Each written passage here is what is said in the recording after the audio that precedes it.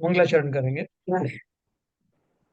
ओम नमः सिद्धेभ्याय जय श्री ओम नमः सिद्धेभ्याय जय श्री ओम नमः सिद्धेभ्याय।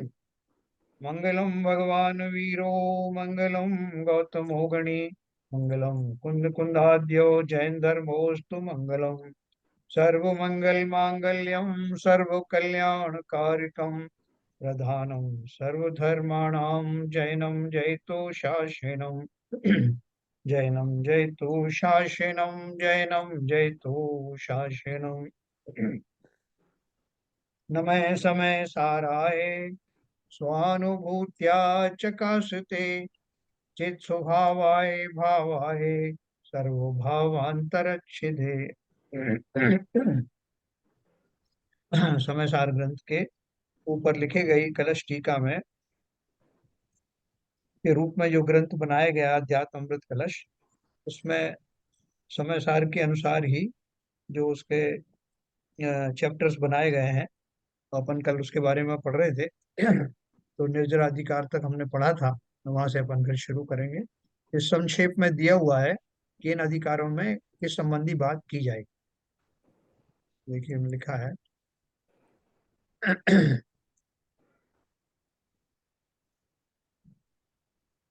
हमने कल समर अधिकार के बारे में पढ़ा था। शुद्धात्म तत्व की उपलब्धि से ही कर्मों का संवर होता है। अभी तक जो भी सिद्ध परमात्मा बने हैं वे भेद विज्ञान के बल पर ही बने हैं, और जो संसार में भ्रम रहे हैं वे भेद विज्ञान के अभाव के कारण ही भ्रम रहे। फिर निर्जल अधिकार में यह प्रतिपादित किया है कि जिसने मोह राग और द्वेष का अभाव होता जिसके मोह राग और द्वेष का अभाव होता है, उस विरागी को उदय में आने वाला कर्म भोग कर्म बंध का नहीं, कर्म निर्जरा का ही कारण बनता है। क्योंकि उसके अंत में स्वयं की निज ज्ञान शक्ति का संवेदन और पर पदार्थ के प्रति वैराग्य का भाव नियम से रहता है ना। ये अपन ने कल भी बात करी थी।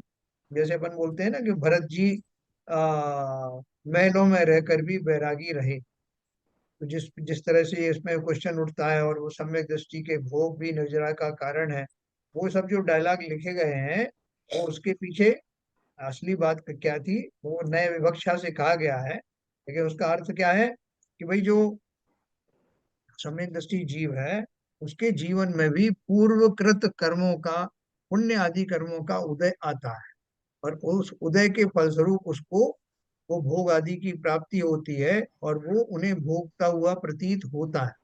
लेकिन वास्तव में वो उन भोगों के काल में भी, भोग तो उसके आ गए हैं तो उसको उसके उसके काल में से उसके जीवन में वो आएंगे ही आएंगे उस रूप में।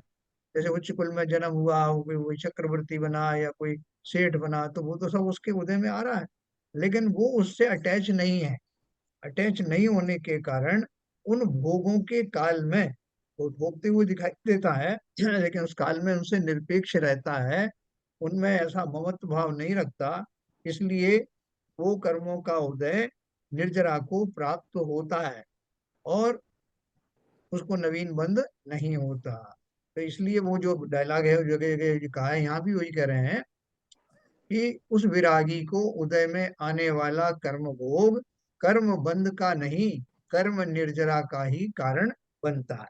क्योंकि उसके अंतस में स्वयं की निज ज्ञान शक्ति का संवेदन और पर पदार्थ के प्रति वैराग्य का भाव नियम से रहता है। तथापि उक्त कथन से यदि कोई इस प्रकार के यथार्थ अर्थ को ग्रहण न करे, और सम्यक दृष्टि न होने पर भी अपने को सम्यक दृष्टि मानकर पंचेंद्री के विषयों का राग पूर्वक यथेच्छ उपयोग करे, तथा अपने को निराश्रव और निर्बंध माने, तथा उससे कर्म निर्जरा होती है ऐसा माने, तो वह आत्मा और अनात्मा के ज्ञान से शून्य है, अज्ञानी ही है। वह आत्मा और अनात्मा के ज्ञान से शून्य अज्ञानी ही है। आत्मा तो राग द्वेष मोह से भिन्न एकमात्र ज्ञायक स्वरूप है, और उसका यह पद ही संपूर्ण विपदाओं का अंत करने वाला है। सर, हाँ। प्लीज। तो इसका मतलब ये हुआ कि जो सब पूर्व में जो कर्म बंधे हुए हैं हाँ। उनका बहुत बड़ा इम्पोर्टेंट रोल होता है, चाहे वो पुण्य कर्म हो चाहे पाप कर्म हो। हम्म। और इस भाव में वो जीव ज्ञानी है या अज्ञानी है, उसके भावों के ऊपर, उसके विवेक के ऊपर, आगे का संसार में भ्रमण करना न करना, वैराग्य की भावना उत्पन्न होना, सम्यक दृष्टि होना, ये सब उसके ऊपर निर्भर करती है। हालांकि वो निमित्त के रूप में काम करते हैं। देखो, जो आपने कहा कि जो पूर्व में जो कर्म बने हैं उनका बहुत इंपॉर्टेंस है। इंपॉर्टेंस किस अपेक्षा से है कि वो जीव उन उदय काल में भी उस उदय से प्रभावित होता नहीं, इस नहीं, अपेक्षा से नहीं, आप जो ज्ञानी कह रहे हैं। ज्ञानी जीव होगा वो तो प्रभावित नहीं होगा, यह बात हाँ। आपकी सही है। हाँ। मैं तो दोनों बातें मैंने कही हैं कि नहीं, उसके दोनों तो बहुत प्रसिद्ध है। दोनों, दूसरी वाली तो बहुत प्रसिद्ध है कि कर्मों के उदय में जीव को उस तरह के प्रसंग आते हैं जिसमें प्रभाव, जिसका रिएक्शन करके या भोग करके नवीन कर्म का बंद होता है। ये तो जाना माना सिद्धांत है। हाँ, तो यही मैंने कल कल मैंने इसी बात के ऊपर स्ट्रेस किया था हाँ। कि हालांकि वो कर्ता भाव नहीं रहता, मगर कर्म का जो इम्पोर्टेंस है, उदय में आना, उनका रोल प्ले होना, ज्ञानी जीव है या अज्ञानी जीव है, उसके ऊपर डिपेंड करता है कि वो किस तरह से अपने वर्तमान हाँ। भाव कैसे कैसे रखता है।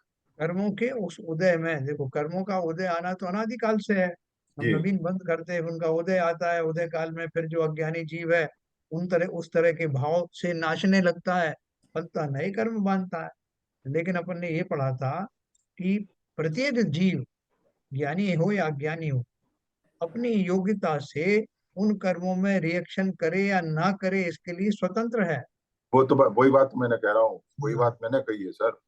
लेकिन वो जो ज्ञानी है, वो चूंकि उसमें रिएक्टिव नहीं होता है, विशेष तौर से पुण्य आदि की भूमिका की भी बात चल रही है, वैसे तो पाप की भी बात है। ये तो दोनों ही पुण्य बात आदि है, की नहीं, दोनों अभी ही जो बात बात, है। एक सेकंड, अभी जो बात चल रही है वो भोगों की बात चल रही है ना।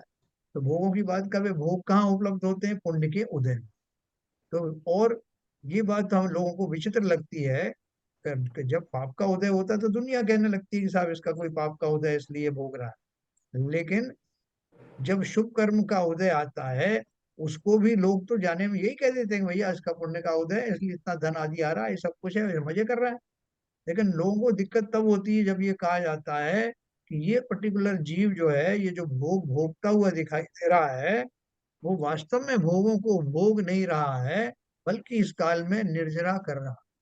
वो तब उसकी लोग suppose- उदासीनता की तरफ ऊपर निर्भर करता है। हाँ, तो तब लोगों को ये विचित्र लगता है, उसी का एक्सप्लेनेशन कर रहे हैं कि वो किस तरह से उसके भोगों के काल में निर्जरा होती, भोगों से निर्जरा नहीं हो रही। ऐसे कहने में वो कह देते हैं, वो अपना एक नए से कह देते हैं कि सम्यक दृष्टि के भोग भी निर्जरा के कारण है। तो उसका अर्थ क्या है? भोग करते करने के कारण निर्जरा नहीं है।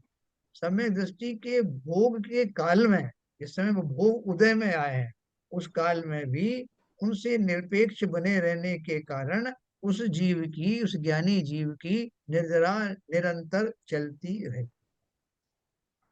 खाली इसमें रहस्य ये है।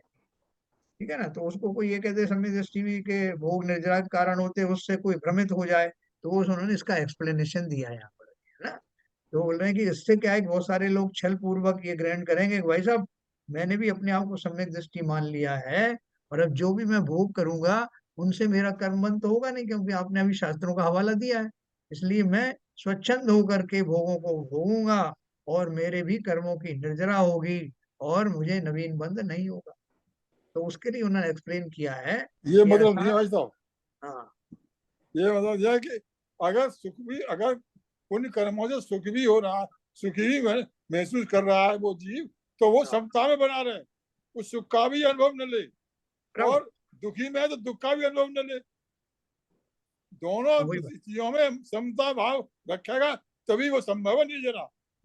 अगर किसी में मिल गया, सुख में सुखी हो गया और दुख में दुखी हो गया, तो फिर निर्जरा नहीं होगी। यही तो बात कही अब। हाँ। यही बात। जगह ना, तथापि उक्त कथन से यदि कोई इस प्रकार के यथार्थ अर्थ को ग्रहण ना करे और सम्यक दृष्टि न होने पर भी अपने को सम्यक दृष्टि मानकर पंचेंद्री के विषयों का राग पूर्वक यथेच्छ उपयोग करे, यानी वही राग आदि चल रहे हैं उसके, तथा हाँ अपने को निराश्रव और निर्बंध माने तथा हाँ। उससे कर्म निर्जरा होती है ऐसा माने, तो वह आत्मा और अनात्मा के ज्ञान से शून्य अज्ञानी ही है। हाँ तो सही बात। हाँ, आत्मा तो राग द्वेष मोह से भिन्न एकमात्र ज्ञायक स्वरूप है और उसका यह पद ही संपूर्ण विपदाओं का अंत करने वाला है। यानी जिसने ये अपने स्वरूप को ज्ञान कर लिया, तो वो ना तो पाप के उदय में घबराएगा और ना ही पुण्य के उदय में फूलेगा। सही होकर बात। सुख में मगन न फूले, दुख में कभी न घबरावे। झगड़ा। तो देखो, बजाय डायरेक्ट कुछ मांगने के, सम्यक दर्शन डायरेक्ट मांगने की बजाय, ओ मेरी भावना के रचयिता ने क्या लिखा है कि भगवान मेरी ऐसी परिणति हो जाए कि सुख में सुखी होकर के मैं अहम भाव से भर ना जाऊं और पाप के उदय में दुखी ना हो जाऊं। तो अर्थात ये वो अवस्था मिल जाए जिसे सम्यक दर्शन कहते हैं। सिंपल बात वही है। ठीक है ना। तो आत्मा तो राग देश मोह से भिन्न एकमात्र ज्ञायक स्वरूप है और उसका यह पद ही संपूर्ण विपदाओं का अंत करने वाला है। पूर्वबद्ध कर्म के विपाक से ज्ञानी को भी विविध प्रकार की संपत्तियों और विपत्तियों का उपभोग करना पड़ता है, जो अपन अभी बात करी।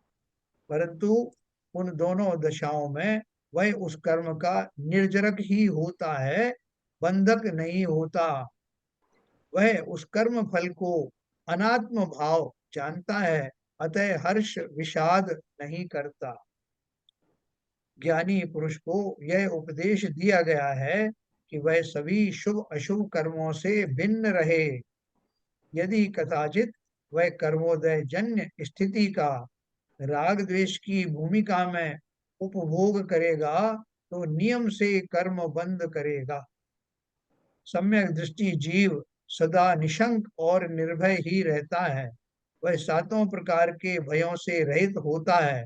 प्रस्तुत अधिकार में इसका ही विशद वर्णन है। अब मैं आपसे एक प्रश्न पूछता हूँ। एक मुनिराज जो है वो ऐसा सोचते हैं कि मैंने मुनि पद धारण किया है, इसलिए बल्कि मैं आचार्य भी बन गया हूँ, और ऐसे समय में मेरा एक कुछ कर्मों का ऐसा उदय हुआ है जिससे मेरे शरीर में कुछ पीड़ा हो रही है, और भी बहुत सारी चीज है। मुझे समाचार मिला है कि मेरे फलाना फलाना गृहस्थ जीवन का जो संबंधी था उसको कुछ प्रतिकूलताएं आ गई हैं। लेकिन अगर मैं इस तरह का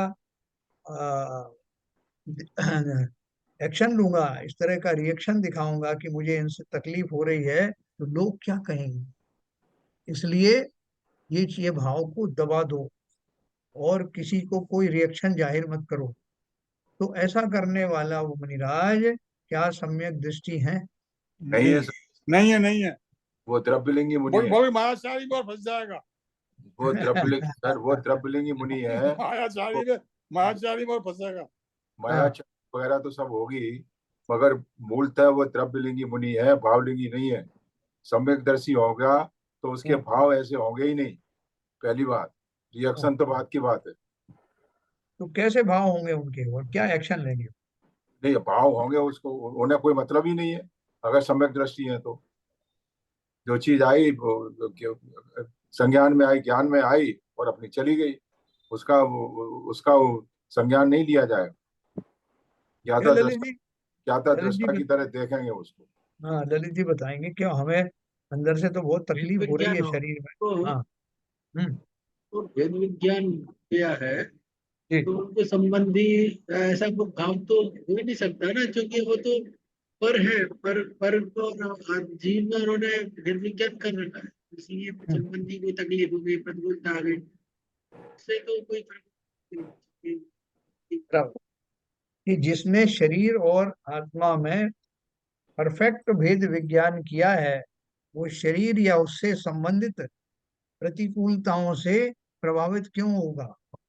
जिसे अपना मानता ही नहीं है, उसके प्रति संवेदनशील क्यों होगा? तो वेद विज्ञान पूर्वक जो सम्यक दृष्टि बना है वो वेद विज्ञान ही इस दशा का समाधान करने वाला है ना। उसको इस तरह के रिएक्शंस आएंगे ही नहीं, क्योंकि पहले ही मान बैठा है कि ये शरीर और मैं एक नहीं है। तो इसलिए इसका विशद वर्णन अपन इसमें जब ये आएगा निर्जराधिकार तब उसमें पढ़ेंगे। देखो सबसे बढ़िया बात, देखो आपने शैली देखी इस ग्रंथ की, तो वो पंडित जगन मोहन जी ने जो जिस शैली में लिखा है उसमें कोई एक्सप्लेनेशन देने की जरूरत नहीं सीधा सीधा आप पढ़ेंगे तो सीधा कोई अर्थ निकलेगा। 8वां नंबर है बंद अधिकार। बंद अधिकार में यह प्रतिपादित किया है कि यह संपूर्ण लोक कर्म वर्गनाओं से भरा हुआ है, परंतु इतने मात्र से जीव बंधन को प्राप्त नहीं होता, किंतु जब उपयोग में रागादि पूर्वक उसकी क्रिया होती है तो वह बंध का कारण बनती है। मैं सम्यक दृष्टि हूँ और मेरी क्रिया बंध का कारण नहीं है, मात्र इतने अहंकार से निरर्गल प्रवृत्ति करने वाले जीव बंध से मुक्त नहीं होते। जब परोपकार आदि की भावना भी शुभ राग होने से पुण्य के बंधन में डाल देती है, तब किसी के अपकार की भावना बंधन में क्यों नहीं डालेगी। अपन ने भी पढ़ा था ना एक ग्रंथ में कि एक व्यक्ति जो है वो तेल लगा करके एक्सरसाइज कर रहा, व्यायामशाला, और वहां व्यायामशाला में धूल भी उड़ रही है बहुत। तो एक व्यक्ति ने खूब तेल की मालिश कर रखी है और दूसरे ने, उसका शरीर शुष्क है ऐसा ही है, और धूल तो वहां उड़ रही है, तो किसके वो चिपकेगी गहराई से, है। तो जिसके सिंपल बात वाले से है, तेल लगा हुआ है, धूल की उपस्थिति मात्र उससे चिपकने के लिए बाध्य नहीं, लेकिन अगर वो तेल की चिकनाई है तो वो बाध्य ही है। ठीक उसी प्रकार से राग द्वेषी जीव, रागी द्वेषी जीव को ही वो जो कर्मों की वर्गनाएं घूम रही हैं वो रागी द्वेषी से ही चिपकती है। तो क्या करूं मैं, मतलब ये कहने से कि कर्माण वर्गनाएं पूरे तीनों लोक में फैली हुई हैं और बड़े घबराने की बात है, बड़े डरने की बात है, तो ज्ञानी बोलता मुझे डर किस बात का, वर्गनाएं हैं तो हैं, जिसे जहाँ चिपकनी है वो चिपकना भी मैं जानता हूँ कि कहाँ चिपके। तो उन्होंने इसका बहुत खुलासा किया है कि संसार के सभी जीव, हाँ, तो बोल रहे हैं कि जब परोपकार करता हूं मैं किसी का तो पुण्य बंद होता है, तो उसे मैं रोक नहीं सकता। जब मैं किसी का परोपकार करता हूँ और परोपकार की भावना से करता हूँ तो जो पुण्य बंद होता है वो निश्चित होता है, उसे रोक नहीं सकता। जब उसे नहीं रोक सकता तो पाप बंद के समय में किए जाने वाले तीव्र संक्लेश परिणाम से अशुभ कर्म कैसे नहीं बंधेंगे, अवश्य ही बंधेंगे। ये दो सर, बात उन्होंने कही। हाँ एक बावलुंगी बनी है जैसे, जी। वो उपदेश देते हैं, शंका का समाधान करते हैं, शास्त्र लिखते हैं, तो ये तो सब परोपकार की बात हुई, तो उनके तो पुण्यबंध होते हो। देखो पुण्य बंध दो तरह से होता ये सात से पुण्यबंध तो होता होगा उनका। है ना, होता है ना, क्यों नहीं होता। और उनके देखो आखिर तक जब अनंत बनते हैं तब तक वो पुण्य बंध उनका चलता रहता है। छाता हाँ, छाता का उदय होता है, पुण्य बंध का जो है वो चलता रहता है। छाता का निरंतर बंध होता है और उदय होता रहता है।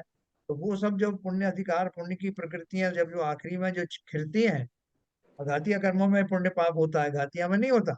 जी हाँ, तो वो जो चार कर्म जो बचे हुए हैं अघातिया कर्म, उनमें के माध्यम से जब वो शमन होते हैं तभी वो पुण्य पाप निकल जाता है। जी जी।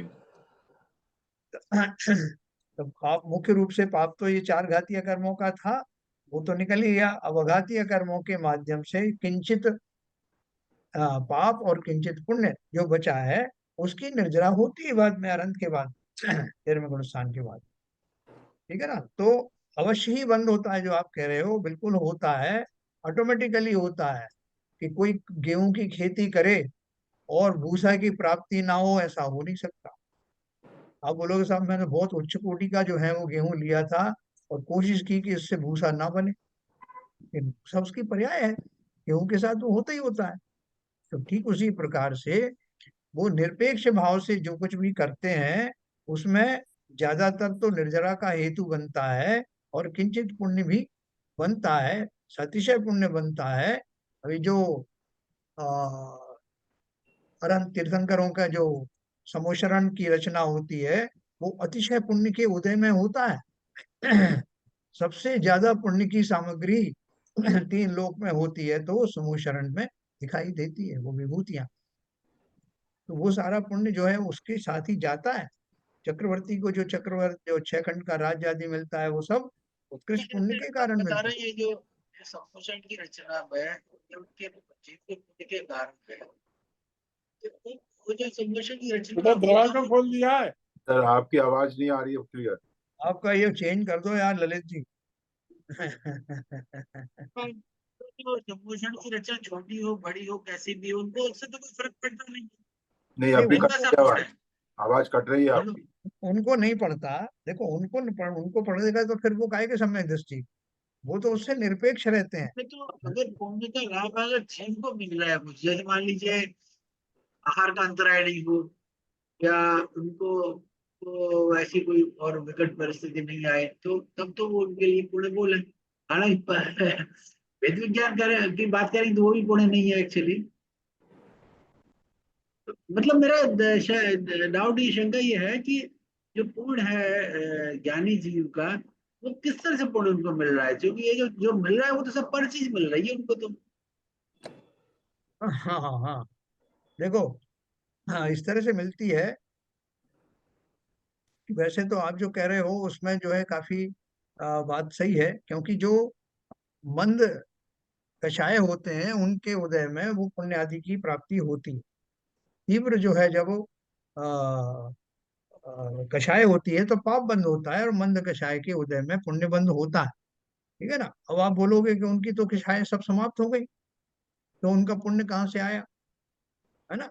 तो कुछ पुण्य प्रकृतियां रहती है ना, जैसे साता वेदनी कर्म का उदय आता है उनका, वो अभी रह जाती है, जो उनके पहले से है बनी हुई वो उनका उदय काल आता है। तो उनके उदय में ये घटित हो रहा है। जब उन्होंने जिस समय जो उपकार आदि के भाव की, जैसे अभी किसी मुनिराज ने उपदेश दिया, देशना दी, तो वो देशना देने के भाव उनके आए ना। छठवें गुणस्थान में जब वो जीव आते हैं तभी उपदेश आदि देते हैं, ग्रंथों की रचना करते हैं। सातवें गुणस्थान ऑनवर्ड्स तो वो फिर अपने उसमें चले जाते हैं। उन्हें किसी का उपकार करने का या किसी को सुनाने का या कुछ लिखने का भाव होता नहीं। लेकिन उससे नीचे की भूमिकाओं में जो होता है, और पुण्य ऐसा थोड़ी कि अभी बांधा तो अभी उदय में आएगा। जैसे पाप का है कि अभी बांधा और वो हजारों साल बाद उदय में आएगा, इसी तरह पुण्य का भी है, तो वो उदय में आते रहते हैं उस काल में। ठीक है सर। तो देखो, अज्ञानी वस्तु स्वभाव को नहीं जानने के कारण बंधन में पड़ता है, और ज्ञानी समग्र परद्रव्य को बुद्धि पूर्वक अपने से पृथक कर स्वात्म स्थिति को प्राप्त करता है। यही उसकी निर्बंधता का मूल मंत्र है। निर्बंध क्यों रहता है? क्योंकि वो, जो आपने पूछा प्रश्न सही है। अब वो समूह में बैठे हुए मुनिराज, जो मुनिराज कह लो, अब वो तो अरहंत बन गए हैं, उनके मन में ऐसा भाव थोड़ी होता कि लोग आए दर्शन दें, मैं उनका भला करूं, मैं उनको उपदेश दूं, दिव्य ध्वनि खिला करके उनका उपकार करूं। ऐसा भाव उनको नहीं होता, इसलिए वहां इस तरह के कोई बंध होते नहीं। ठीक है ना। तो ज्ञानी समग्र पर द्रव्य को बुद्धि पूर्वक अपने से पृथक कर स्वात्म स्थिति को प्राप्त करता है। यही उसकी निर्बंधता का मूल मंत्र है। देखो, ज्ञानी की भी कई कैटेगरी है ना, तो ये भी नीचे की भूमिका में बता रहे हैं कि वो अपने बुद्धि पूर्वक करता है। बुद्धि पूर्वक मतलब अपने उसमें लगा करके चिंतन पूर्वक कि ये मेरे नहीं है। लेकिन ऊपर की भूमिका में सातवें गुणस्थान ऑनवर्ड जहाँ निवृत्ति रूप संयम होता है, वहां तो उनको ये बुद्धि पूर्वक सोचने की आवश्यकता भी नहीं होती, क्योंकि उनका सर्वस्व, उनका समस्त कार्य आदि जो है उसी प्रकार के हो जाते हैं, स्व में निमग्न रहते हैं। इसलिए उनको ये बुद्धि पूर्वक सोचने की जरूरत भी नहीं, वो तो उन्हीं भाव में ही हो जाते हैं। ठीक है सर। तो देखो, अभी अपन इसकी बहुत डिटेल पढ़ने वाले हैं। देखो, बहुत अच्छा है, आपको अभी से इसके बारे में थोड़ा स्वाद आने लगा है। निर्जरा अधिकार है, ठीक है। ये सब उसका जो है स्वरूप बता रहे हैं कि उस अधिकार में क्या आपको बताया गया है। फिर मोक्ष अधिकार देखिए, मोक्ष अधिकार में यह प्रतिपादित किया है कि यदि ज्ञानी जीव अपनी प्रज्ञा रूपी छैनी को सावधान होकर आत्मा और कर्म की संधि के ऊपर पटके तो वह संधि टूटना संभव है और उसी का अर्थ मोक्ष है ना। प्रज्ञा छैनी की बात करते हैं ना, प्रज्ञा छैनी क्या है? जैसे जो मूर्तिकार होता है ना, तो मूर्तिकार वो छैनी चलाता है, तो छैनी चलाकर क्या करता है, जहां उसको लगता है कि यहाँ ज्वाइंट है, यहाँ यहाँ से टूट सकता है, वहां उस छैनी से उसमें दरार करके उसको अलग अलग कर देता है, तो एक संधि स्थान के ऊपर। तो यहाँ यही बोल रहे हैं, प्रज्ञा रूपी छैनी को सावधान होकर आत्मा और कर्म की संधि के ऊपर पटके है। संधि का अर्थ यह है कि जिन भावों से वो कर्मों का निरंतर बंद या चिपकना रहता है, उस संधि को तोड़ने का उपाय क्या? कोई लोहे की छेनी की बात नहीं है। जिन भावों के कारण वो उनके अंदर में चिपकाव आया है, जुड़ने का प्रसंग आया है, शक्ति आई है, उन भावों को खींच लेने से उनका वो चिपकनापन समाप्त हो जाता है, अलग अलग हो जाती है। मेरे चिंतन मात्र से, खोटे चिंतन से चिपके थे और सच्चे चिंतन से अलग अलग हो जाएंगे। ये प्रकृति में व्यवस्था है। तो वह संधि टूटना संभव है और उसी का अर्थ मोक्ष है। मैं मोक्ष दशा किसे कहता हूँ? मोक्ष दशा सिद्ध शिला वाली जो है, मोक्ष शिला नहीं है। वो उपचार से किसी अपेक्षा से कहा है, वो भी मैं आपको बताऊंगा। लेकिन अरहंत जो है यहाँ बैठे हुए हैं, वो तो सिद्ध शिला पे गए नहीं और फिर भी उनको भाव मोक्ष हो गया। इसका अर्थ क्या है कि क्षेत्र से क्षेत्रांतर होना मोक्ष नहीं। मोक्ष तो उस दशा को कहते हैं जिसमें कि कर्म और, मुख्यतः घातीय कर्मों की बात है, मुख्य रूप से कर्म और जीव के जो मेल था उसमें खाई पड़ जाए, अलग अलग हो जाए, वही वास्तव में कर्म और संधि के ऊपर में घात हुआ या उनका टूटना हुआ, और उसी को मोक्ष या मुक्त अवस्था कहते हैं। मुक्त हो गया, किससे मुक्त हो गए? किसने तुमको बांध रखा था? उन कर्मों का जो निरंतर साथ चल रहा था, वो अब सदा सदा काल के लिए मुझसे अलग हो गए और मैं अपनी स्वाभाविक दशा को प्राप्त करके मुक्त हो गया ना। आत्मा स्वयं अद्वैत है, तथापि जब तक अपने इस स्वरूप को दृष्टि में लेकर वह लक्ष्य प्राप्ति की ओर प्रयत्नशील नहीं होता, तब तक मुक्ति को प्राप्त नहीं होता। अद्वैत का अर्थ क्या है? अद्वैत मतलब मैं, मेरे कोई दो चीजें नहीं है जिनसे मैं जुड़ा हुआ हूँ। मैं अद्वैत हूँ, एकाकी हूँ। द्वैतपना माने दो लोगों, दो चीजों का सम्मिश्रण। मैं वैसा नहीं हूँ, मैं अद्वैत हूँ, लेकिन अपने इस स्वरूप को मैंने माना कहाँ? जब आपने तो बताया था कि अनादिकाल से जो है आत्मा कर्मों से जुड़ा हुआ है, तो हमने कोई गलत थोड़ी सोचा, आपने बताया वैसे ही माना, आचार्यों ने जो बताया। बोले भैया, जो बताया उसमें भी बहुत क्लैरिटी के साथ बताया कि तुम जुड़े जरूर हो, लेकिन सदा जुड़े रहोगे ऐसा नहीं। जब चाहोगे वो बीच का बंधन टूट सकता है। अनादिकाल से नहीं टूटा, ये बात अलग है, लेकिन नहीं टूट सकता ऐसा नहीं है। क्यों? क्योंकि वो तुम्हारा स्वभाव नहीं है। जब वो अस्वाभाविक चीज है तो अवश्य ही तुमसे अलग होगा। तो आत्मा स्वयं अद्वैत है, यानी सिंगल है, तथापि जब तक अपने इस स्वरूप को, मेरी मान्यता में भी तो आना चाहिए। सारी दुनिया कह रही भाई साहब आप तो जो है शुद्ध है, बुद्ध है, समस्त सुख के धारी है, आप तो अनंत सुख के करता है, ज्ञात धरता है, अनंत वीर्य वाले हैं, अनंत चतुष्टय के धारी हैं। मगर मेरे तो ख्याल में आए ना ये, जब तक नहीं आएगा तो मैं तो वैसा खुश होऊंगा ही नहीं। और दूसरे लोग बड़े खुश हो रहे हैं, मैं बोल रहा हूँ साहब ये खुश क्यों है? यही बात इन्होंने सुनी, यही मैंने सुनी। फर्क ये है कि उनके ये समझ में आ गया, उनके विश्वास में आ गया, मेरे आया नहीं। तो जब तक अपने इस स्वरूप को दृष्टि में लेकर वह लक्ष्य प्राप्ति की ओर प्रयत्नशील नहीं होता, तब तक मुक्ति को प्राप्त नहीं होता। मोक्षार्थी बुद्धिमान पुरुष को यह विचार करना चाहिए कि मैं एक शुद्ध चैतन्य मात्र वस्तु हूँ, तथापि यदि मेरे भीतर इसके अतिरिक्त कोई और भाव दिखाई देते हैं तो वे मुझसे पृथक हैं। अर्थात वह मेरे स्वभाव नहीं है, वे मेरे अपराध हैं, और अपराधी नियम से बंधन को प्राप्त होता है ना। अपराध शब्द के ऊपर इन्होंने बताया था ना। तो अपराध का अर्थ क्या है कि जो जो मेरा नहीं है उसको अपना मानना, तो एक तरह से अपराध ही है। तो चोरी कहते हैं कि साहब ये सब धन पड़ा था तो मैंने उठा लिया, ये मेरा है। तो अपराध का अर्थ ये है कि जो सामान्य जो ना हो उसको अपराध कहते हैं। तो ये अपन पढ़ेंगे इसमें अधिकार, मोक्ष अधिकार। उसके बाद 10वां नंबर, अब देखो इसमें दो अलग लगाए ना, निर्जरा अधिकार, निर्जरा के बाद में बंद आया फिर मोक्ष अधिकार। तो निर्जरा और मोक्ष में फर्क है ना। निर्जरा किसे बोलते हैं? पार्शियली कर्मों का अलग हो जाना, और मोक्ष में सर्वथा अलग हो जाना। फिर एक अगला चैप्टर आएगा 10वां नंबर, सर्व विशुद्ध ज्ञानाधिकार। समय सार में जो आया था उसी सीक्वेंस में। सर्व विशुद्ध ज्ञानाधिकार में सर्व विशुद्ध ज्ञान का विशद वर्णन है। जीव यथार्थ में अपने सर्व विशुद्ध ज्ञान का ही कर्ता होता है। रागादि का कर्तृत्व एवं भोक्तृत्व केवल अज्ञान की ही महिमा है। अज्ञानी कर्म प्रकृति के स्वभाव रूप परिणमन करता है, और ज्ञानी कर्म प्रकृति के स्वरूप से भिन्न अपने निज स्वरूप में परिणति करता। जब एक वस्तु का दूसरी वस्तु की सत्ता से कोई संबंध नहीं है, तो उसमें कर्ता कर्म पने की बात सोचना ही मिथ्या है। कर्ता कर्म पने की बात कैसे सोचता हूं मैं? कि कर्म मुझे अच्छा बुरा करने के लिए बाध्य करते हैं, और मैं नवीन कर्मों का सृजन करता हूँ। सृजन का अर्थ क्या है? उनका करता हूँ। कि ज्ञानावर्णी कर्म की फैक्ट्री लगा ली मैंने, दर्शनावर्णी कर्म का निर्माण हो रहा है, ऐसी फैक्ट्री लगा ली।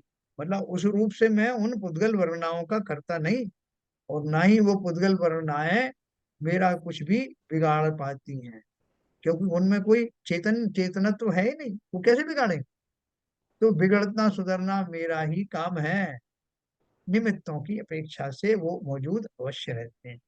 तो क्या बोल रहे हैं? जब एक वस्तु का दूसरी वस्तु की सत्ता से कोई संबंध ही नहीं है, तो उसमें कर्ता कर्म पने की बात सोचना ही मिथ्या है। तथापि कर्म चूंकि कार्य है, और कार्य बिना किए होता नहीं है, अतएव अज्ञानी जीव अपनी उस अवस्था में रागादि भावों का कर्ता और भोक्ता होता है। सांख्य मत की तरह सर्वथा अकर्ता नहीं है। देखो कर्ता कैसे है, क्या लिखा उन्होंने? तथापि कर्म चूंकि कार्य है, और कार्य बिना किए होता नहीं, कर्म एक तरह का कार्य है ना, अतएव अज्ञानी जीव अपनी उस अवस्था में रागादि भावों का कर्ता और भोक्ता होता है। देखो कैसा भी काम कर लो, भावों का जो भी खेल होगा, चाहे वो स्वभाव वाले भाव हुए या विभाव वाले भाव हुए, दोनों का कर्ता जीव ही हो सकता है।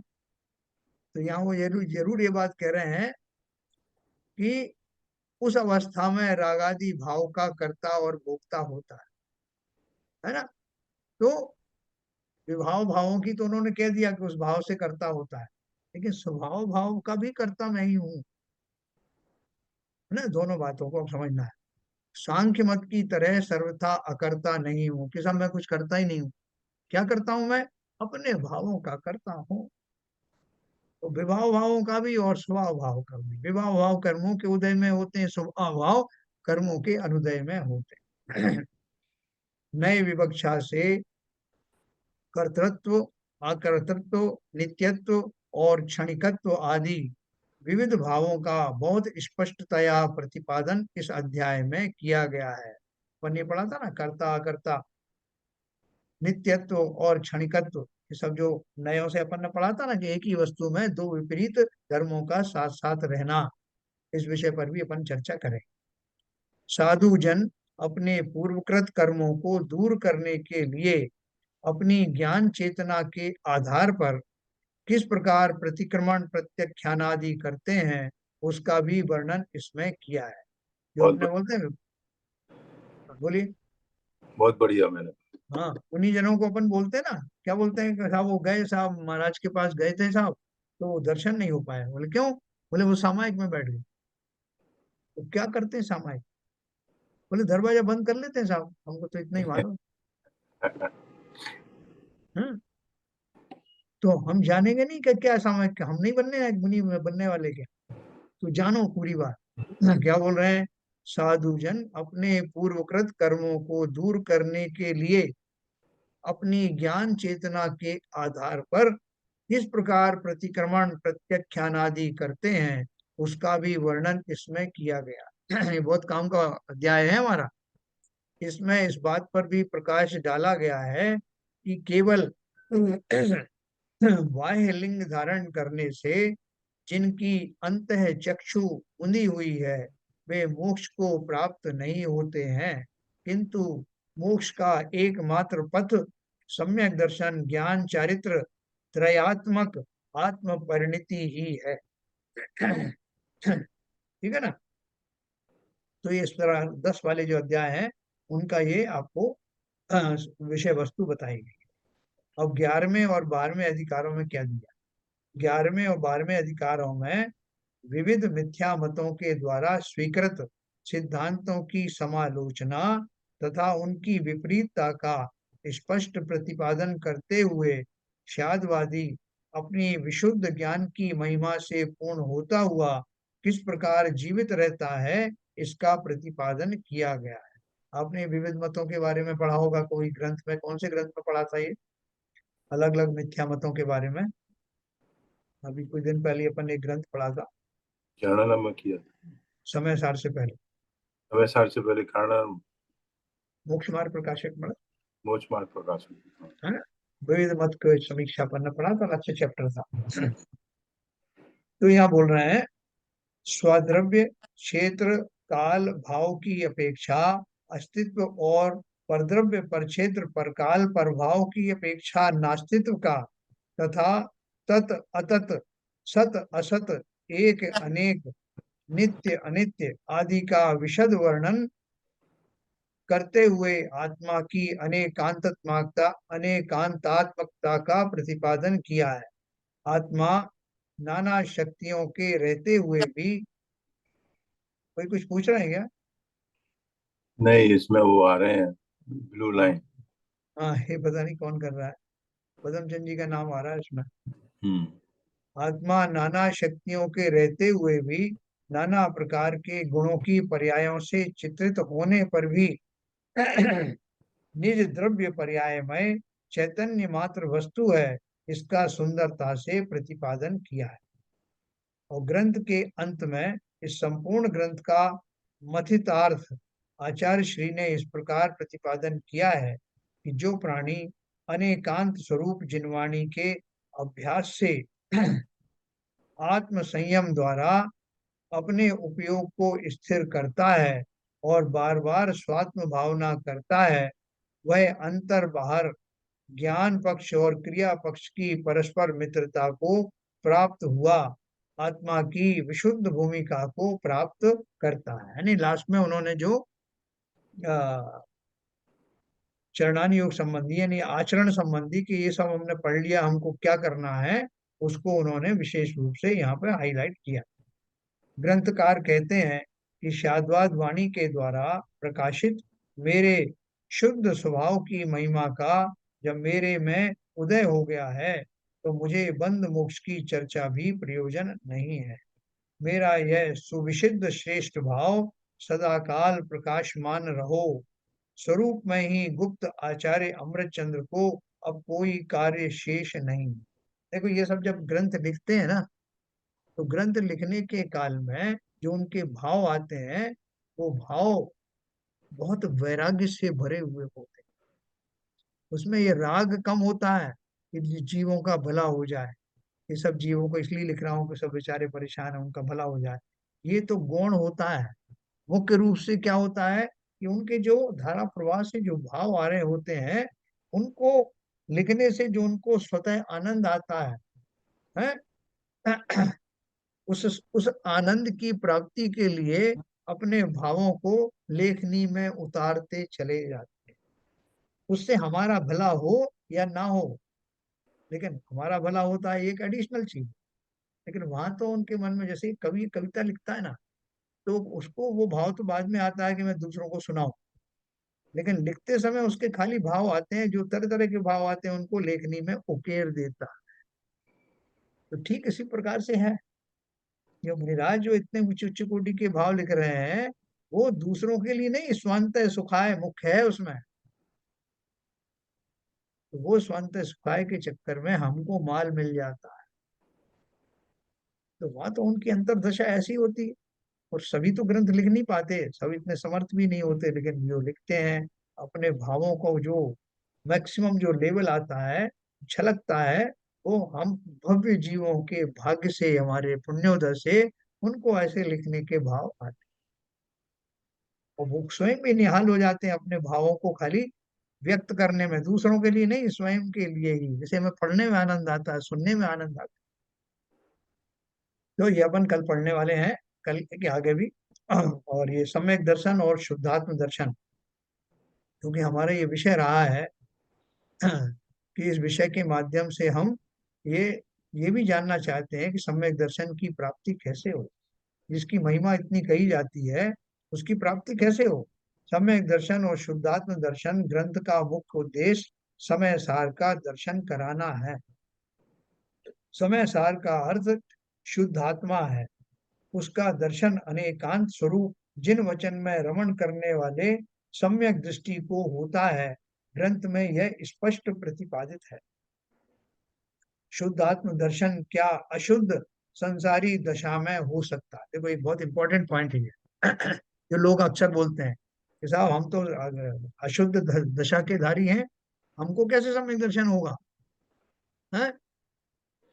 जब हमारा द्रव्य ही मैला हो गया तो पर्याय शुद्ध कैसे हो जाएगी?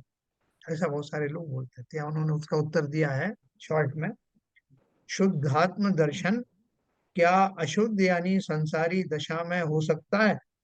इस प्रश्न का समाधान आचार्य करते हैं कि आत्मा स्वयं निर्विकल्प है। पहले उसका ज्ञान विकल्पों द्वारा या व्यवहार नय से ही होता है, पश्चात विकल्प छोड़कर पर से रहित चैतन्य चमत्कार मात्र आत्मा को जो अपने में देखते हैं, उनके व्यवहार नय के विकल्प छूट जाते हैं और शुद्ध नय के विषयभूत पूर्ण ज्ञान धन अपने एकत्व स्वरूप परद्रव्य तथा परद्रव्य निमित्तक भावों से भिन्न आत्मा का उन्हें दर्शन होता है, वही सम्यक दर्शन है अथवा समय सार का दर्शन है। ना, क्या बोल रहे हैं इसमें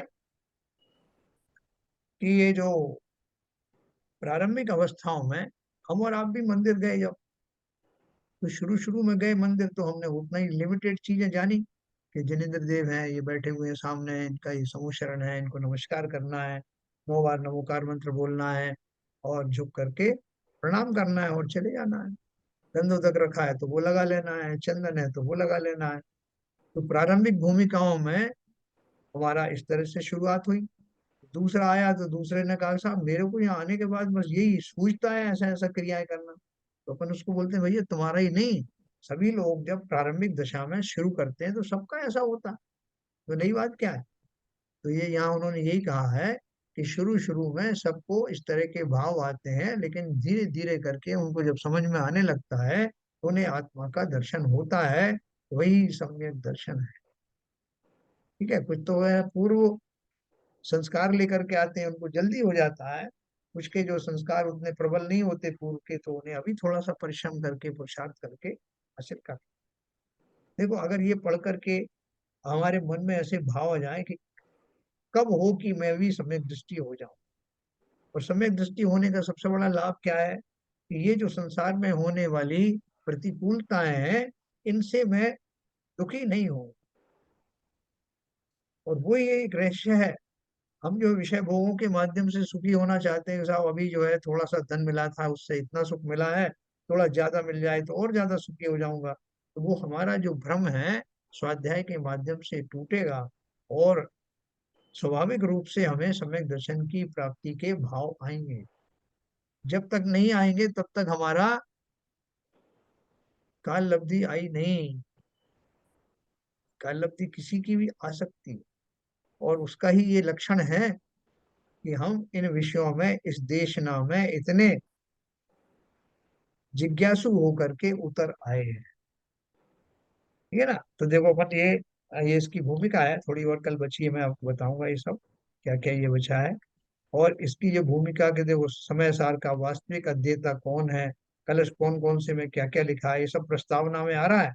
ये प्रस्तावना पढ़ करके ही आधा काम हो जाएगा। आपको जिज्ञासा होगी कि जब ये लिफाफा ही इतना सुंदर है तो वो मजमून क्या होगा।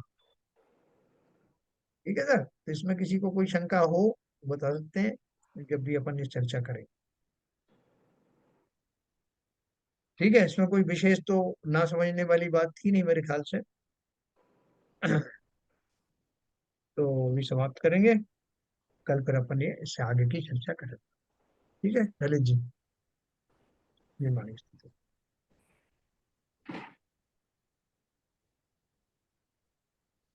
प्रकाश में को ज्ञान के प्रकाश में को परभास में को भानु शिव खानी है। जान में को बंध विधि भान में को परिचान में को परम प्रमाणी है। अनुभव बताए वे को जीव के जताए वे को काहू न सताए वे को भव्य और आनी है। जहाँ तहाँ तार वे को पार के उतार वे के विस्तार में को यही जिनवाणी है।